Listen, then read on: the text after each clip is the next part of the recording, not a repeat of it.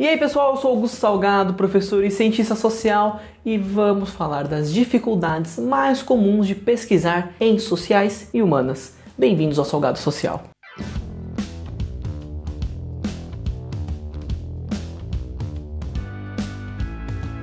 Existem alguns problemas super comuns de ocorrerem quando se produz conhecimento ou conteúdo em ciências humanas e sociais e que tornam essencial um bom treinamento na área. Muitas vezes esses erros são cometidos por falta de experiência na área ou por desonestidade para fortalecer uma visão de mundo ou projeto político. Estou aqui para mostrar para vocês alguns desses erros mais comuns que eu já me deparei e tive que lidar tanto trabalhando, quanto estudando, quanto com publicações aqui na internet. Antes disso, eu queria mostrar uma coisa pra vocês. O que me inspirou a fazer o vídeo essa semana foi a chegada desse pôster aqui, que eu ainda não pendurei. Olha que coisa linda.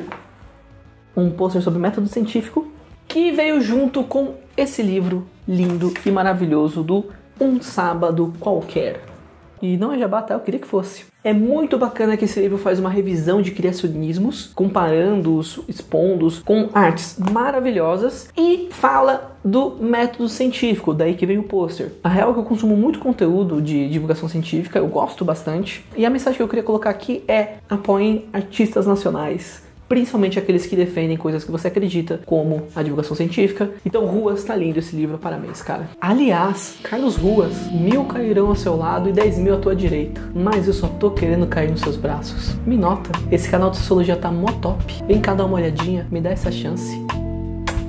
Bom, primeiro erro e o mais clássico é considerar relato como argumento ou referência. Não que você não deva, mas é problemático. O que rola é que na ciência nós temos um fator que sempre vai enviesar a observação, a interpretação e todas as outras etapas do trabalho: o ser humano. Para começar, a percepção de mundo das pessoas é muito influenciada pelo meio que ela vive. Nós vivemos um momento muito privilegiado de acesso à informação, mas em momentos anteriores ao acesso à internet, era pouco provável que alguém dos grandes centros urbanos fosse estar informado sobre os acontecimentos no meio rural e vice-versa. Soma-se a isso o fato de que em vários momentos da história houve controle da mídia ou mesmo falta de acesso a ela por maior parte da população. Só pensar que no Brasil o rádio se popularizou lá para 1930, década em que mais da metade da população brasileira era analfabeta. E assim, vamos considerar uma pessoa extremamente bem informada por meios de informação livres. Ainda assim, a memória não é a coisa mais confiável do mundo. Nostalgia e saudosismo é um problema sério para a historiografia. Sem contar que ainda é possível a criação de memórias falsas. Eu não vou entrar em detalhes do processo psicológico da criação de memórias falsas, mas o meu ponto é: relatos são problemáticos, mas não devem ser descartados. Relatos devem ser utilizados como um retrato de uma percepção daquele momento. Quando contextualizamos o relato, ele passa a ser um auxílio para entender aquele contexto. Quando uma pessoa descreve algo, temos um registro de uma percepção daquela coisa. Relatos devem ser pensados como percepções. Quando o fulaninho diz alguma coisa, o que se sabe com certeza é que o fulaninho disse aquela coisa. Daí dizer que o que foi dito reproduz a realidade é outra parada. Mas relatos são muito legais para tomarmos cuidado com o próximo tópico: o anacronismo, que é quando colocamos percepções, noções, conceitos de uma época em outra época. Por exemplo, democracia ateniense. Pensa assim: em Atenas participavam da política todos os cidadãos. Pensa que esse gráfico aqui representa toda a população ateniense. Lembrando que eu tô falando da Grécia Antiga, tá? Cidadãos são homens, já corta metade, livres, já corta outra metade, filhos de pai e mãe ateniense e maiores de idade. Essa é a população que participava da política em Atenas da Grécia Antiga. E aí, é democrático?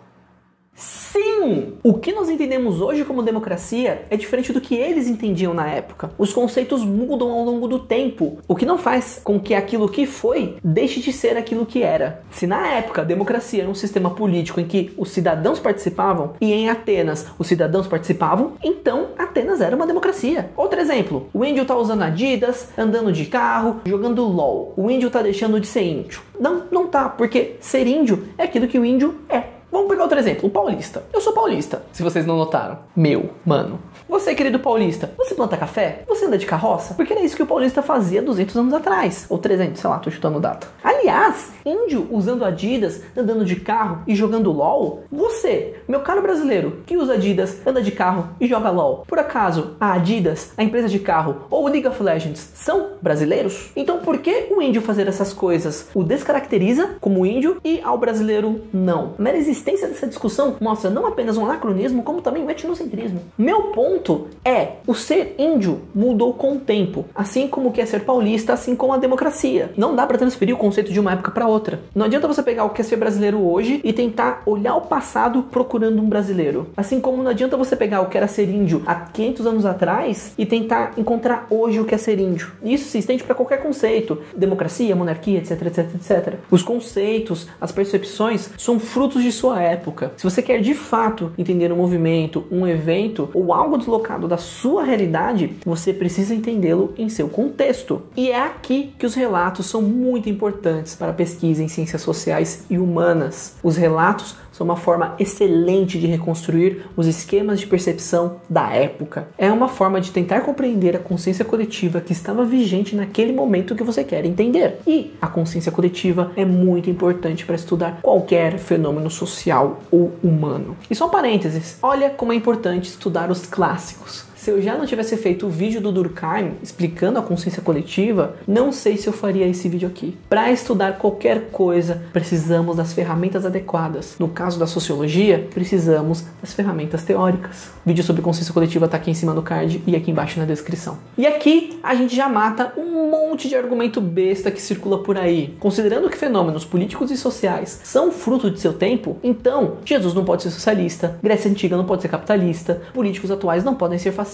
e ninguém está ameaçado pela União Soviética ou qualquer tipo de levante comunista. E antes que você comece a espumar, caro militante, o que podemos fazer é criar conceitos que se adaptem à preocupação anacrônica. O cenário político da década de 30, que levou à ascensão do fascismo, nunca vai se repetir, mas podemos ter neofascismos, que são movimentos muito similares ou inspirados ou herdeiros do fascismo, porém fora do momento histórico que permitiu a criação e ascensão do fascismo. Talvez exista uma ameaça neocomunista, ou Jesus fosse pré-socialista, ou a Grécia Antiga fosse um protótipo capitalista. Aí beleza, a gente pode discutir, porque a gente não está cometendo erros anacrônicos. Do contrário, o debate vai empacar, porque é como se a gente estivesse tentando resolver um quebra-cabeça com a peça de outro quebra-cabeça, só porque ela parece que encaixa muito bem. Mas na hora de pôr você vai ver que ou não vai encaixar, ou vai encaixar e vai ficar meio esquisito. Parece, mas não é. Inclusive, vou recomendar 2 vídeos meus para vocês que eu gosto bastante. Um sobre ideologias, que eu bato nessa tecla do problema da definição, e o outro que é o A História Não Se Repete, da série da Ética Protestante, que eu aprofundo alguns outros aspectos do anacronismo. Então, percepção e anacronismo são problemas super corriqueiros, e o último que eu quero falar com vocês é a dificuldade de levantar dados. Basicamente, o terceiro problema que eu quero levantar é que as pessoas mentem. Situação clássica de demografia. Vai lá o pesquisador fazer um campo com um questionário na mão, aborda algumas pessoas e pergunta a renda da galera. Hoje, sabemos que a população mais pobre mente para cima e a população mais rica mente para baixo, parecendo então que a desigualdade é menor do que de fato é. Ou então você pergunta se a pessoa costuma ler ou gosta de cinema e o fulaninho ou a fulaninha acaba distorcendo a resposta para se mostrar mais interessante. Discrepância que aumenta mais ainda se rolar uma possibilidade de interesse amoroso por parte do entrevistado com o entrevistador, especialmente se a pessoa encarregada de fazer a pergunta, o entrevistador, for jovem. Pois bem, nesse caso, geralmente buscamos indicadores para as respostas que queremos sem perguntar diretamente. Por exemplo, renda. A não ser que o cara seja funcionário público, você não tem como saber a renda dele, e mesmo o funcionário público pode obter renda de outros lugares. Então, para medir classe social, é comum usarmos uma pontuação baseada em hábitos de consumo e acesso à cidade. Quantos computadores, automóveis, televisores, etc, etc, tem na casa da pessoa, quantas pessoas moram lá e, principalmente, quanto tempo ela demora para chegar em pontos de interesse, que é o acesso à cidade. Quanto tempo você demora para chegar no seu trabalho e na unidade de saúde mais próxima, e onde você estuda, onde você vai ter atividades de lazer, quanto tempo você demora para chegar lá. Lugares com melhor acesso à cidade exigem uma renda média maior. E tem vários outros truques ou técnicas, para ser mais correto, para se chegar em dados mais confiáveis. Uma menção honrosa de problemas de pesquisa está na coleta de dados. Aproveitando que estamos no assunto, se a pessoa que entrevista esboça a reação, vai enviesar a resposta e os dados coletados não são confiáveis. Na hora de coletar as informações, você precisa fazer um poker face. Manja,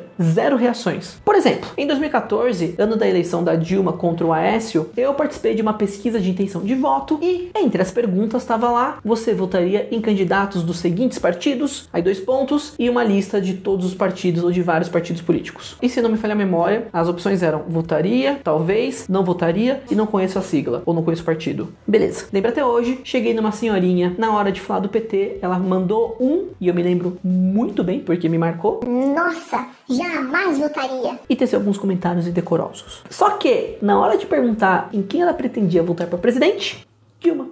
Se eu esboçasse reação, eu deixaria ela desconfortável ou então eu ia influenciar o resto das respostas e todos os dados teriam que ser descartados. Então, em questionários, nós temos problemas na elaboração das perguntas, na coleta e na interpretação dos dados. E pensa no medo do pesquisador em delegar essas coisas. Tô lá montando meu projeto de mestrado. Eu preciso entrevistar uma galera. O que geralmente acontece é que o próprio pesquisador faz tudo, elabora, aplica e interpreta. Pois se você delega para terceiros e essa galera não faz um trabalho bom, todo o seu trabalho depois disso não tem validade alguma e é muito trabalho. Ou isso, ou o cara pega dados de uma instituição respeitada e usa na pesquisa. E tá aí porque a reputação de uma instituição de pesquisa é tão importante, pois se não houver confiança no trabalho dela, ninguém usa o que ela fez. Quando um instituto de pesquisa comete um erro, pega muito mal. Mas a pior mancha na reputação de um instituto é quando não admite o erro e nem o repara. Porque na moral, todo mundo erra. Tá chegando um dia que a galera vai errar. E tudo bem, lá tem uma equipe de pesquisa, uma equipe de revisores para evitar esse tipo de coisa,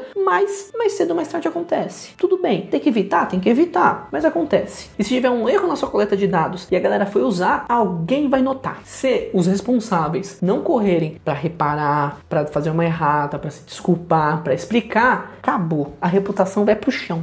Errar acontece. É necessário mobilizar esforços enormes para evitar, mas quando o erro acontece, e vai acontecer, e a instituição não corre atrás para fazer o que precisa para apontar o erro e corrigi-lo, acabou. Porque pensa, um dia você vai errar de novo. E se você não repara os seus próprios erros, como que alguém vai pegar um dado seu? Como que alguém vai confiar na pesquisa que você fez, sendo que se houver um erro, a pessoa sabe que você não vai reparar? E se o próximo erro que você cometer for exatamente no banco de dados que eu preciso? Isso pode acabar invalidando todo o meu trabalho. Outro pesadelo de usar o banco de dados dos outros é que peguei o banco de dados, fiz toda a minha tese, tô anos trabalhando, e aí depois de todo o meu trabalho feito, descobrem que os bancos de dados daquele lugar que eu peguei são enviesados. Querido, aquela pesquisa que eu fiz, tchau. Vai ser muito difícil recuperar, vai invalidar um monte de coisa, eu vou ter que refazer um monte de coisa que já tinha sido feito. É uma dor de cabeça. Como eu sempre falo, o trabalho científico exige rigor e humildade. É isso aí, pessoal. Tem outros problemas que pintam por aí, talvez eu aborde no próximo vídeo, mas olha essa duração, por hoje tá bom. Se você gostou, deixa seu like, se inscreve, divulga o canal, vamos crescer essa família, povo. Eu preciso comprar ração pros gatinhos. E me aposentar também é uma boa ideia. Me sigam nas redes sociais, tô no Twitter e no Instagram. Beijo e